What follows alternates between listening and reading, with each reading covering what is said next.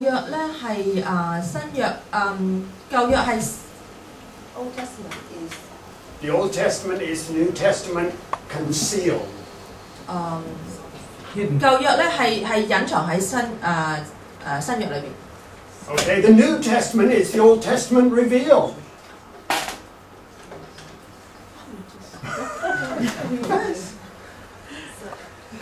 新約係舊約嘅啟示。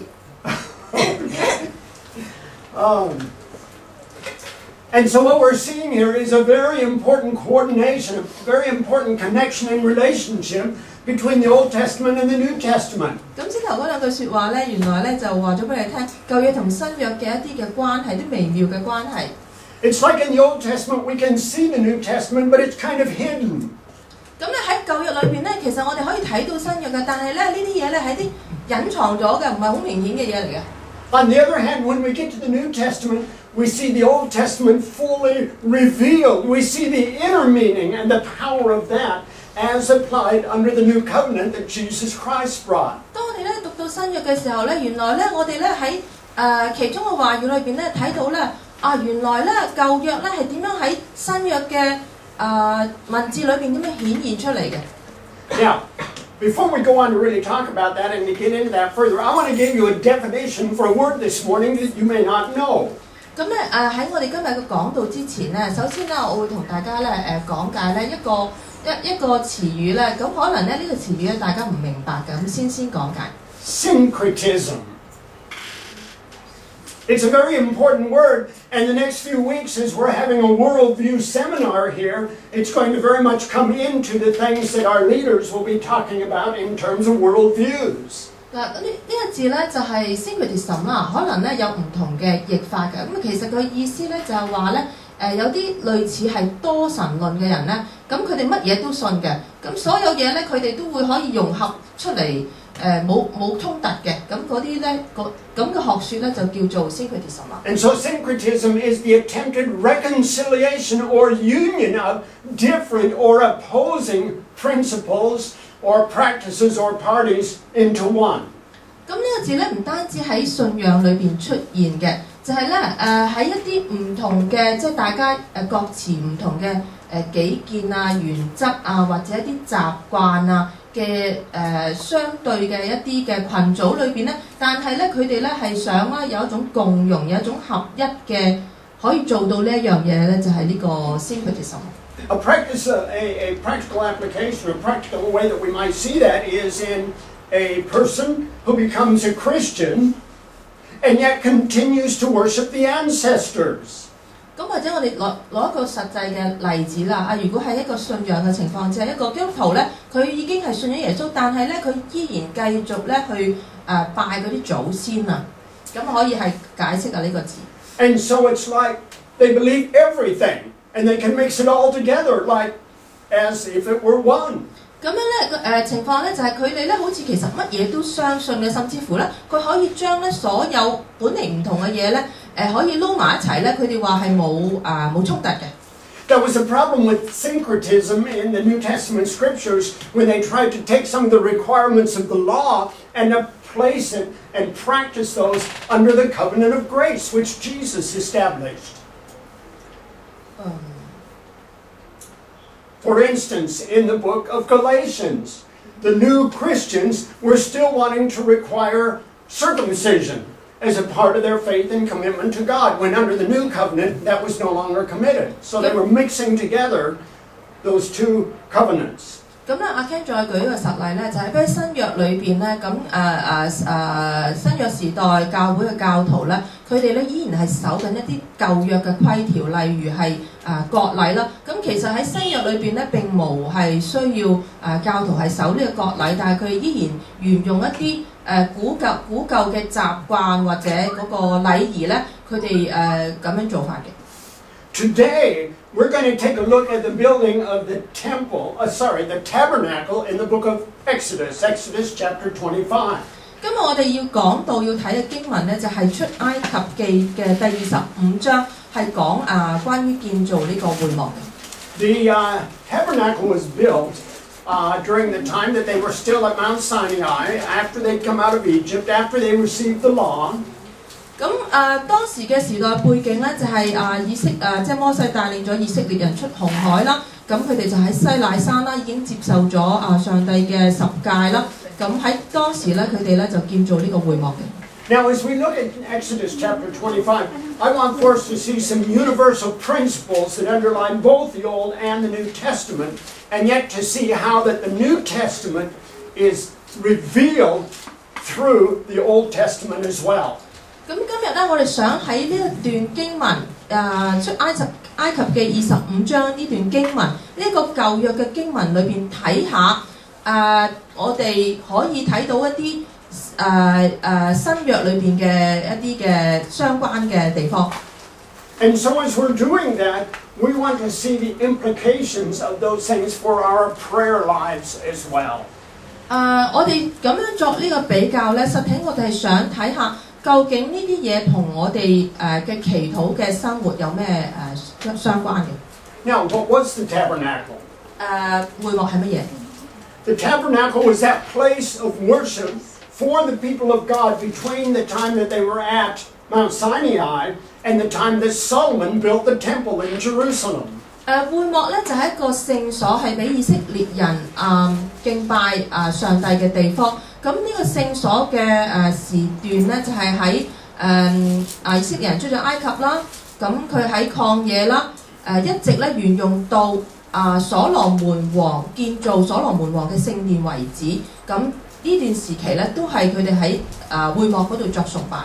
It was portable, so they could take it with them through the 40 years in the wilderness and as they went into the promised land until the time of Solomon. 咁呢個會幕咧就好似個帳幕咁嘅，佢係可以即係比較上係靈活性可以移動嘅，喐得嘅。咁所以咧佢哋喺曠野嗰40年咧漂流咧，咁跟住佢哋去到應許地咧，咁都係咁樣可以移動呢個聖所咧，就帶住一齊去。去到唔同嘅地方都帶埋呢個聖所。In Exodus 25, we see the first instructions about beginning to build the tabernacle. 咁我哋睇25章咧，就睇到咧係上帝咧要求佢哋做呢個會幕之前一啲嘅指引。There were three very important pieces of furniture that were a part of the tabernacle that are very important for understanding what our life in the church today is about as well.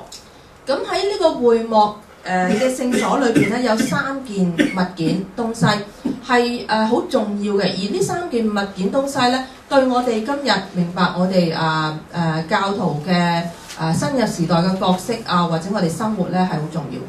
Now, before we look at that, I want for us to look at basically verses 8 and 9 to see a principle there that is very important as the foundation for both the Old Covenant tabernacle as well as the New Testament church. 咁我哋首先咧想睇25章嘅8至9節，因為呢一個會幕咧同我哋新約時代嘅教會相比咧，我哋睇呢個經文嚟到帶領我哋明白究竟係有咩相關嘅地方。Okay. They then have them make a sanctuary for me, and I will dwell among them. Number one, the dwelling place of God among them. Make this tabernacle and all its bits of furnishings exactly like the pattern I will show you. 第8節，又當為我做聖所，使我可以住在他們中間。製造帳幕和其中的一切器具，都要照我所指示你的樣式。Perhaps it would be better for us if we turn off the lights here so that we can see this up here a little better. Just switch off the central lights here. Okay. Sorry about that. My red is not coming out quite as clearly as I thought it would there. But we can see the two essentials here in terms of the fact that this is the dwelling place of God among His people. 咁樣咧，我哋用咗紅色嘅字咧嚟到去作一個即係引題啦，就話呢個聖所係一個上帝嘅居所嚟嘅，上帝可以住喺佢哋當中。And so everything that was made there, the furnishings, the pieces of equipment that we will talk about today, were to be made exactly like the pattern that God was going to give to them. 咁而且咧，裏邊呢個聖所裏邊嘅一切器具咧，係要照神所指示佢哋嘅樣式嚟到去製造嘅。So, as we look at these things, as we understand the temple, the tabernacle, and its relationship to the church today, we need to understand the presence of God among His people. 當我哋咧去比較究竟舊約裏邊嘅會幕呢個聖所同我哋今時今日嘅教會嘅聖所作一個比較嘅時候，我哋首先要明白嘅呢一樣嘢就係神係要與我們同在，佢係要住喺我哋當中。And we need to understand, secondly, that it must be according to the pattern, the model that was given by God Himself. 第二樣嘢我哋要明白嘅咧就係裏邊嘅帳幕裏邊嘅一切咧，都係要照神嘅指示嘅樣式嚟到去製造嘅。Now, let's go to chapter 25, verses 10 to 20, and look at that first piece of furniture that we see there. 第一件嘅器具啦，會幕裏邊第一件嘅器具咧，就係由第10節去到第20節嘅。Okay, have them make a chest of acacia wood, 2.5 cubits long, a cubit and a half wide, and a cubit and a half high. 要用皂莢木作一櫃，長2肘半，寬1肘半，高1肘半。Overlay it with pure gold, both inside and out, and make a gold molding around it. 要裏外包上精金，四圍鑲上金牙邊。Cast 4 gold rings for it, and fasten them to its 4 feet with 2 rings on one side and 2 rings on the other. 也要鑄4個金環，安在櫃的4腳上，這邊2環，那邊2環。Then make poles of acacia wood and overlay them with gold. 要用皂莢木作2根共，用金包裹。Insert the poles into the rings on the sides of the chest to carry it. 要把供穿在櫃旁的環內，以便抬櫃。The poles are to remain in the rings of this ark. They are not to be removed. 這供要常在櫃的環內，不可抽出來。Then put in the ark the testimony which I give you. 必將我所要賜給你的法版放在櫃裏。Okay, what are we talking about here by the testimony? 呢度講嗰個約啦，或者法版係咩嚟呢？ As we look at Hebrews, Okay, in Exodus 34, it says, and he wrote on the tablets the words of the commandment of the covenant, the 10 commandments. 咁同一章書出埃及記嘅34章28節裏邊係咁記載咧，耶和華咧係將呢個約嘅話咧，就係10條誡咧寫喺呢2塊板上，就為之法版。Now we're talking about the 2 stone tablets that God engraved His word on, the 10 commandments, when Moses was on the mountain with God. 咁咧就摩西咧咪上山領10誡噶嘛，咁上帝咧就寫咗10誡咧落2塊石頭上咧，就叫做法版啦。And so the testimony that they put into the ark was those 2 stone tablets with the 10 commandments written on both sides. 咁所以咧呢個擺喺約櫃裏邊嘅法版咧係寫滿10誡嘅嗰2塊法版。Now, let's continue to read in Exodus 25, beginning with verse 17. 我哋再從第17節開始讀。Make an atonement cover of pure gold, 2.5 cubits long and a cubit and a half wide. 要用精金作施恩座，長2肘半，寬1肘半。And make 2 cherubim out of the hammered gold at the ends of the cover. 要用金子錘出2個基路伯來，安在施恩座的兩頭。Make 1 cherub on one end and the second cherub on the other. Make the cherubim of one piece with the cover at the 2 ends. 這頭作一個基路伯，那頭作一個基路伯，2基路伯要接連1塊，在在施恩座的兩頭。 The cherubim are to have their wings spread upward, overshadowing the cover with them. 基路伯要高張翅膀，遮掩施恩座。基路伯要面對面，朝着施恩座。 The cherubim are to face each other, looking toward the cover. Place the cover on top of the ark and put in the ark the testimony which I gave you. 要將施恩座安在櫃的上邊，又將我所要賜給你的法版放在櫃裏。 There above the cover between the two cherubim that are over the ark of the testimony, I will meet with you and give you all my commands for the Israelites. 我要在那裏與你相會，又要從法櫃施恩座上基路伯中間和你說我所要吩咐你傳給以色列人的一切事。 Now, notice this Ark of the Covenant was made of very special wood and it was covered with gold inside and out. 咁我哋要留意嘅咧，呢一個約櫃咧，佢係一個比較用特別嘅木嚟製成嘅，而木製櫃咧外邊要包金，裏外都要包金。 And it reflects the beauty, the value, the precious nature of God's presence among them. 呢一個咧係展現咗咧呢個係一個非常無價寶貴嘅地方，因為係神嘅同在、神降臨嘅地方。 It's where God is going to come, where He's going to be present, where He's going to communicate with them His word. 呢一笪地方咧就係上帝嘅靈咧將要嚟到呢度當中，嚟到與人相交，而佢嘅話咧亦都係喺呢笪地方嚟到賜俾人嘅。 The Word of God and the covenant, the Ark of the Covenant, the Ark of the Testimony are placed there together in the very place that God would meet with them and would speak to them. 神嘅話語同埋法版就係呢個十誡神嘅命令，都要擺喺呢個約櫃當中嚟到去傳俾世人嘅。 Now, in terms of the church today, can we say that God is present in His body, the church? 如果我哋對比今日嘅教會，上帝係咪喺我哋當中呢？係咪與佢嘅子民一齊呢？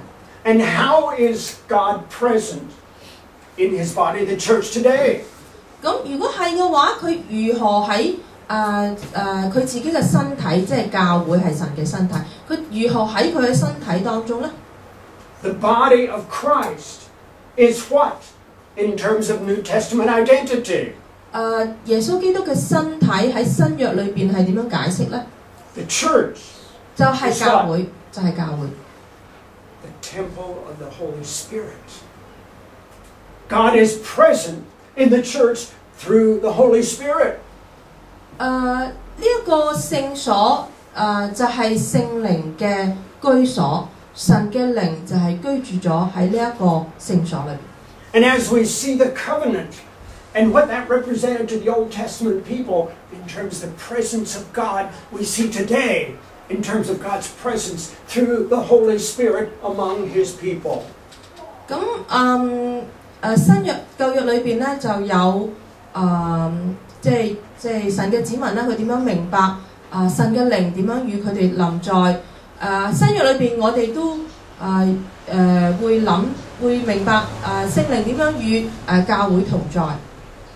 And what we're talking about here also is not only the authority of God Himself, His nature, but also the authority of His Word.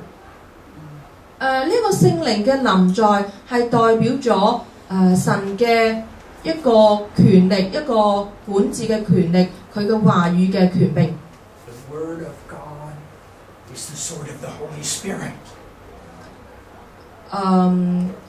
神話語嘅權力就係聖靈嘅核心。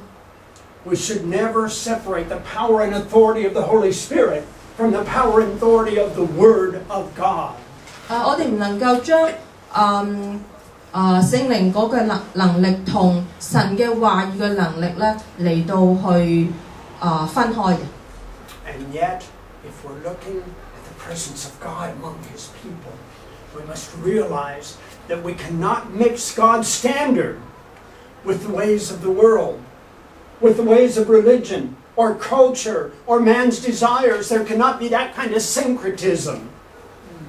當我哋咧要求上帝嘅靈喺佢自己嘅聖所當中嘅時候，我哋就唔能夠用世界嗰套有啲人叫做求同存異啊，或者係多神論啊，乜嘢都炒埋一碟嘅放喺當中，因為呢個聖所頭講到明嘅就係話要照佢一切佢嘅吩咐佢嘅指引嚟到去製造嘅。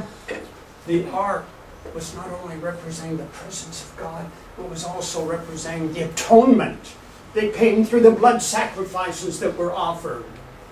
呢個約櫃唔單止係代表咗裏邊有神牧嘅話語，有十誡，亦都代表咗咧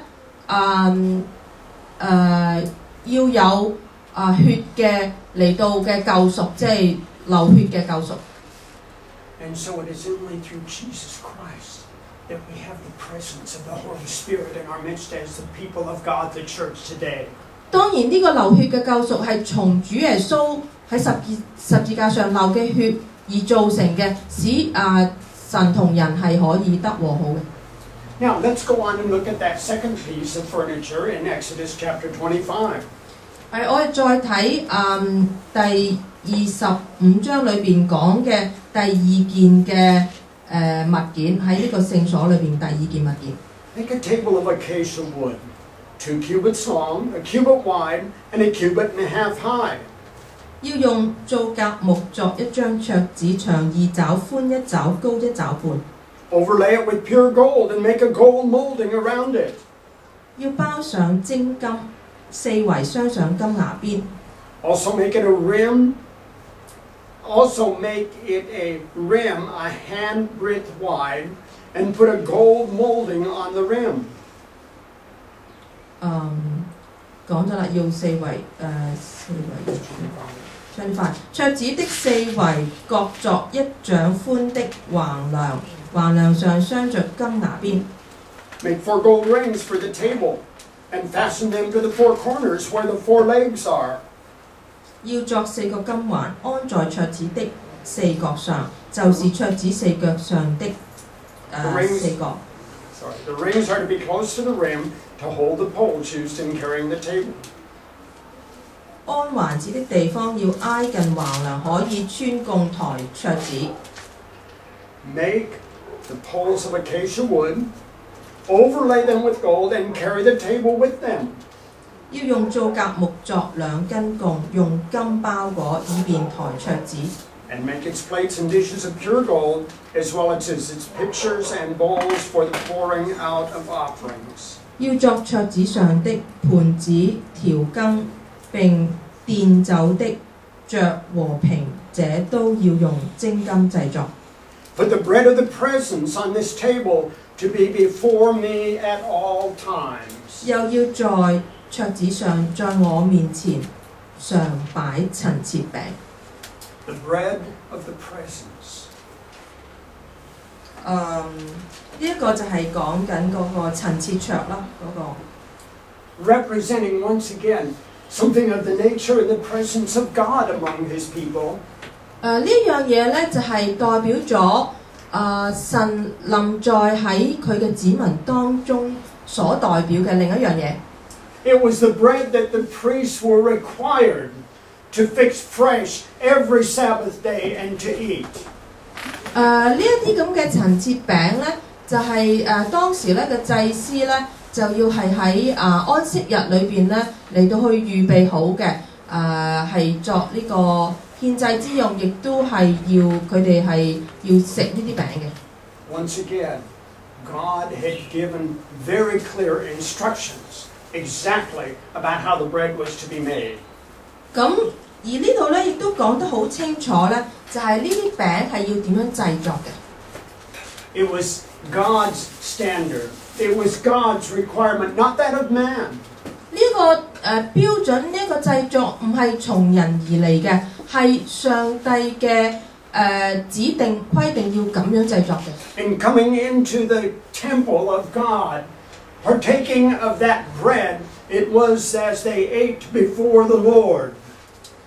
佢哋咧點樣去進到呢個聖所去享用呢個陳設餅？呢啲一切咧都係根據上帝嘅規定、佢嘅指引、個教導咁樣去做嘅。 And so what about the church today? 今日嘅教會又點咧？ The church today gathers together on the Lord's Day to remember the Lord Jesus Christ in the communion time. 我哋喺主日裏邊咧，我哋就會聚會啦。亦都會有一個環節咧，我哋咧就係擘餅咧嚟到去紀念主耶穌基督嘅身體。 You see, it's not about us being hungry. It's not about our desires. 當然啦，我哋擘餅唔係因為我哋肚餓就要食餅啦。 It pictures the death of Jesus Christ on the cross and the atonement that He made for us with His own body and blood. 呢一個咧係代表主耶穌嘅血同埋主耶穌基督嘅身體。因為佢喺十字架上面嘅救贖嚟到成就咗我哋以佢合一成為教會嘅一員。 On the first day of the week in Acts chapter 20, we see the church was gathering together for the purpose of breaking of bread. In Acts 20, the church gathered together for the purpose. 使徒行傳第20章咧就話咧，佢哋咧去守呢一個聖餐嘅時候，講到佢哋幾時開始係守聖餐嘅新約教會。 And so we see that bread there that was set out in the tabernacle from the very earliest times, a picture in the New Testament of the people's remembering of Jesus Christ through partaking of the Lord's Supper. 咁原來咧喺呢度舊約咧話俾我哋聽咧，喺呢個會幕嘅聖所裏邊咧，已經有一幅圖畫咧俾我哋睇見啦。呢個圖畫咧，讓我哋咧將來咧明白咧預先講咗，好似預言咁樣講咗新約時代主耶穌點樣訂立呢個主日聖餐呢個咁嘅制度。 The most basic purpose for the Lord's people in their assembling on the Lord's Day is to remember Jesus Christ through partaking of the Lord's Supper. 咁我哋教會嘅規矩就係喺主日裏邊咧，我哋去領聖餐呢一樣嘢就係讓我哋咧要去紀念主耶穌基督嘅死，同埋佢為我哋所捨棄嘅身體。 Let's continue to read in Exodus 31. 我哋再睇31節。 Make a lampstand of pure gold and hammer it out, base and shaft, its flower-like cups, buds, and blossoms shall be of one piece with it. 要用精金作一個燈台，燈台的座和杆與杯、球花都要連接一塊取出來。 Now notice there were 3 different engravings that were to be a part of that lampstand. 咁樣咧，我哋知道呢個燈台裏邊咧就有3樣嘢，呢個3樣嘢組成一齊咧，就會係其中一個支，屬於其中一個支裏邊嘅，就係嗰個杯球花啦。 Okay, there were to be, in verse 32, 6 branches are to extend from the sides of the lampstand, 3 on one side, 3 on the other side. 燈台兩旁要叉出6個枝子，這旁3個，那旁3個。 Verse 33 says, 3 cups shaped like almond flowers with buds and blossoms are to be on one branch, 3 on the next branch, and the same for all 6 branches extending from the lampstand.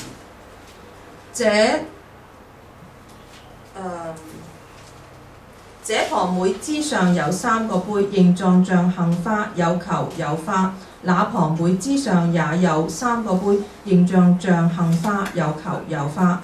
從燈台叉出來的6個枝子都是如此。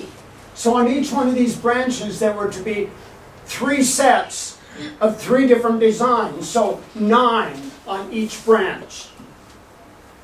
咁因為咧每個枝子咧都有3套呢啲咁嘅花球杯，所以一支有3套，即係每套有3件，三三歸九，即係每枝子咧係有9件嘅。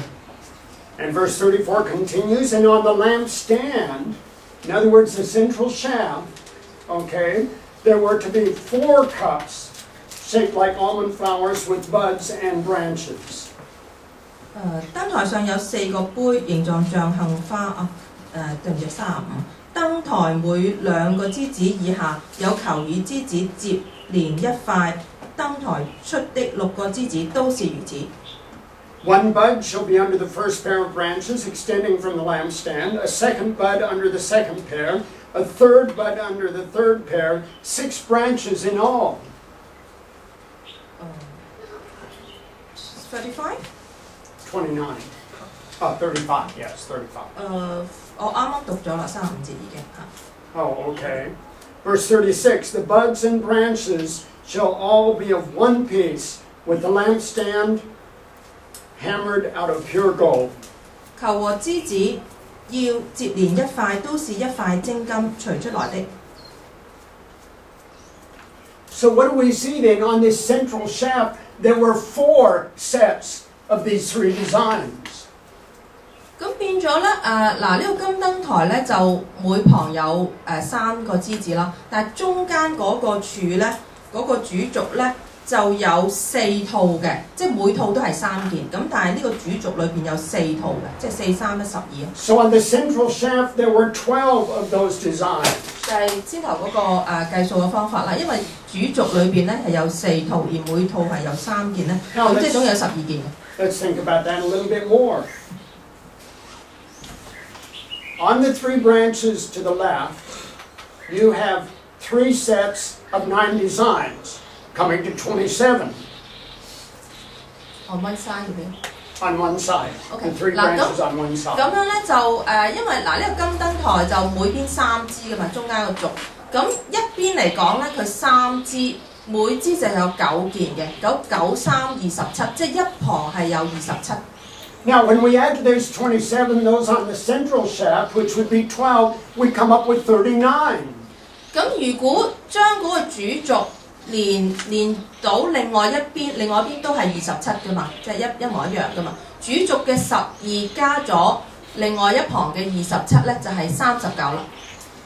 And then you look at those on the right, the branches, another 27. 係啦，即係左邊就27，中間就12，另外右邊又係27。39 and 27.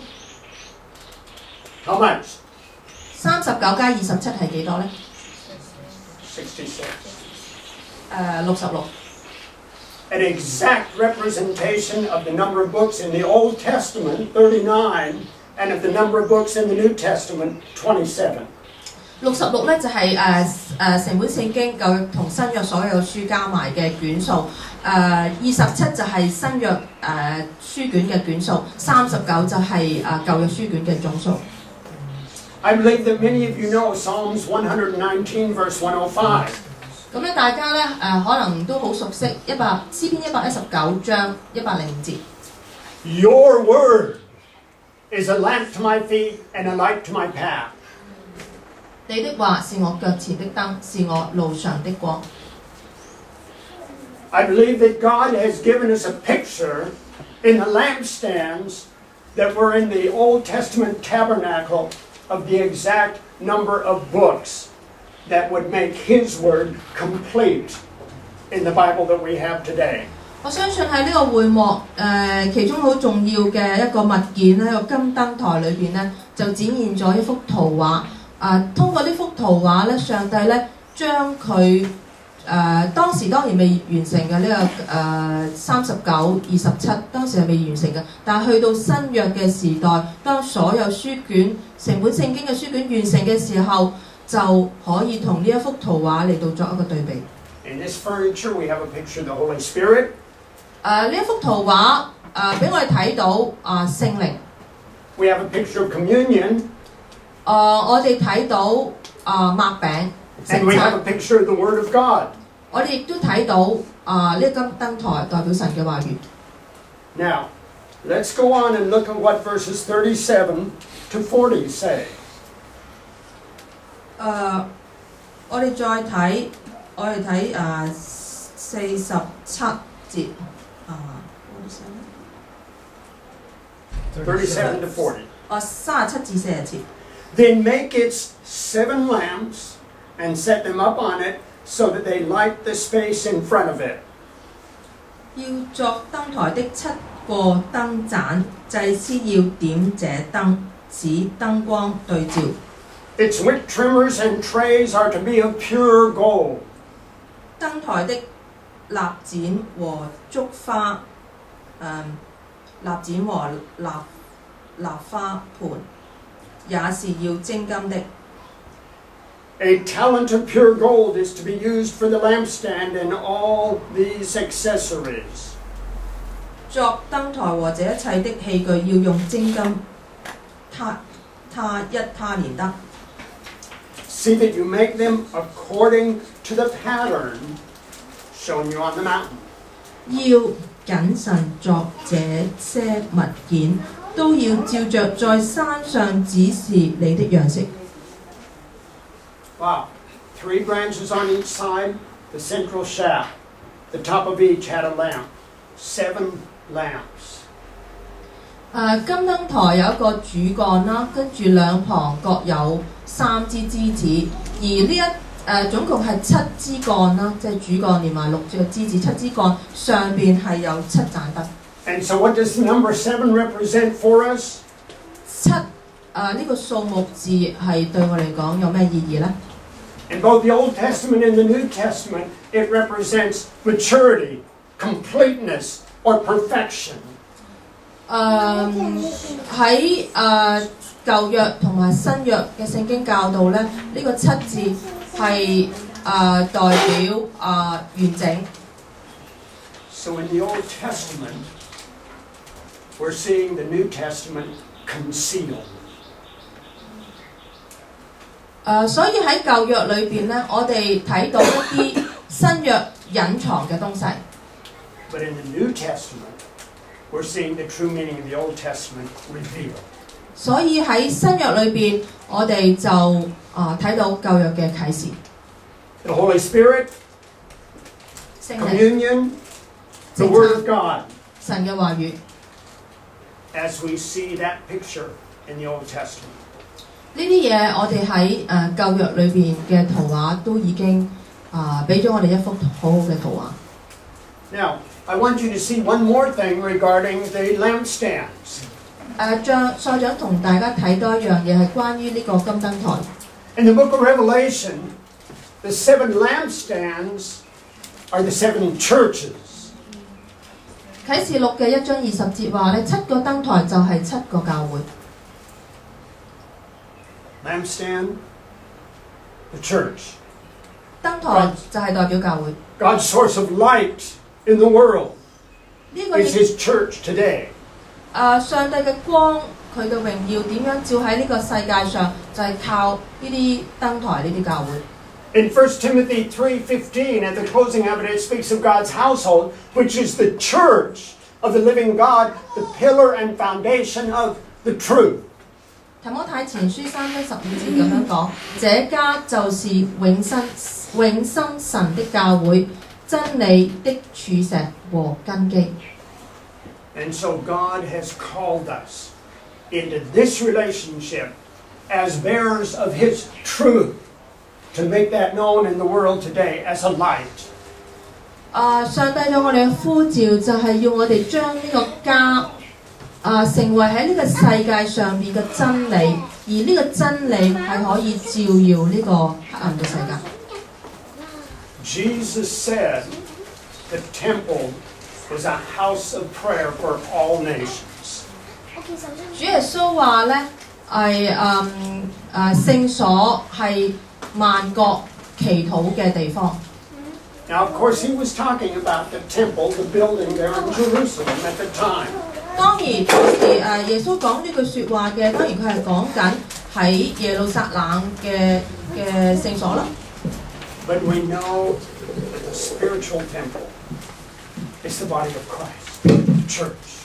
但係我哋知道屬靈嘅耶穌基督嘅身體，屬靈嚟講，耶穌基督嘅身體就係教會。With the presence of the Holy Spirit, with communion, with the Word of God. What does that mean for the church today that is a house of prayer for all nations? 如果呢個家、呢個教會、呢個萬國祈禱嘅殿裏邊係有聖靈嘅同在，係有擘餅，係有神嘅話語嘅同在，呢一個聖所會係一個點樣唔同嘅聖所呢？ What would prayer be without the Holy Spirit, without the blood of Christ that we remember in the communion, and without the Word of God? 如果我哋嘅祈禱係冇同耶穌基督嘅相交，係冇聖靈，係冇神嘅話語當中嚟到作教導，呢一個會係咩嘅祈禱呢？ Without these things, it would be empty and powerless. 如果之前所講嘅呢啲嘢都冇嘅，呢啲咁嘅祈禱，呢啲祈禱係空洞嘅祈禱，呢啲祈禱係沒有能力嘅祈禱。We have all of these things. 我哋都有呢啲嘢嘅，我哋擁有呢啲嘢嘅。But let me ask, the challenge for us today is about our prayer lives. 但既然我哋都明已經係擁有呢啲嘢，所以今日對我哋教徒嘅挑戰就係、我哋嘅生活，我哋嘅禱告生活係點樣嘅光景呢？ Do the people of God sometimes pray as if the Holy Spirit were not present? 今日嘅教徒，我哋祈禱嘅時候，有冇一陣時就係、根本我哋祈禱係同聖靈係無關嘅。 Do we ever pray as if, you know, we were not living under the blood, the grace of Jesus Christ? 我哋嘅祈禱有冇彰顯到會唔會係我哋根本冇反映到我哋就係喺耶穌基督嘅寶血之下嚟到去重生嘅一個重生嘅基督徒呢？ Do we ever pray as if we didn't have the Word of God, the promise of His presence and victory in this world today? 當我祈禱裏邊有冇反映到究竟禱告裏邊有冇話語嘅能力呢？有冇耶穌基督嘅德性呢？有冇神嘅臨在呢？ I believe if we can understand just a little bit about the Ark of the Covenant, the table of the bread of the presence, and the lampstand, that were essential parts of furniture in the Old Testament tabernacle, we can begin to understand just a little bit more of the power that should be a part of our prayer lives in the church of our Lord Jesus Christ today. 如果咧我哋咧有少少明白咧，開始明白呢個舊約嘅會幕聖所裏邊呢三樣嘅器具，呢個金燈台、呢個陳設台同埋約櫃，會唔會幫助我哋今日嘅禱告嘅生活更加嘅有能力，更加嘅知道我哋所擁有嘅係咩呢？ What does it mean to be God's household today? 神嘅聖所係咩意思呢？喺今 We're 時今 going 日， to prepare for our communion time. 我哋即將咧要去預備我哋領聖餐嘅時間。Communion is not a matter of a denomination that we belong to. 我哋領聖餐唔係因為我哋係屬於乜嘢宗派。Communion is a matter of belonging to Jesus Christ. 領聖餐係因為我哋係屬於耶穌基督嘅身體，我哋係其中嘅一員。It's a matter of being a born-again child of God. 呢樣嘢係關乎究竟我哋係咪已經救我已死，係咪已經係一個重生嘅人喺藉着主耶穌基督嘅血成就咗一個新嘅人。And so it is not the invitation of this church to people to become involved, to partake of the communion. It is the offering of Jesus Christ. 聖餐唔係任何一間教會嚟到去吸引或者招聚教徒嘅一個儀式或者方法，而聖餐係代表我哋係屬於主耶穌基督。Let's use just a few moments of meditation as we prepare for our communion time at this time. Come I in. want to join the church. Okay. Okay? Thank you. Thank you. Thank you. Welcome. Welcome. And so, as we prepare for our communion hymn, as we invite the children to come back down, let's just use a few moments for silent meditation and prayer. 當我哋咧去預備我哋領聖餐啦，咁亦都咧係等我哋主日學嘅小朋友咧落嚟嘅時間咧，我哋先安靜我哋嘅心嚟到去默想。Okay, close that one.